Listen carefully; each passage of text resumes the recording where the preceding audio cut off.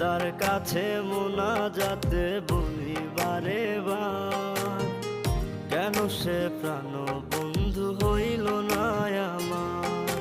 খোদার কাছে মোনাজাতে বলি বারে বার, কেন সে প্রাণ বন্ধু হইল না আমার।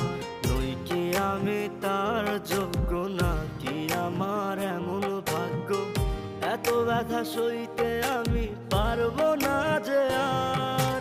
খোদার কাছে মোনাজাতে বলি বারে বার, কেন সে প্রাণ বন্ধু হইল না আমার।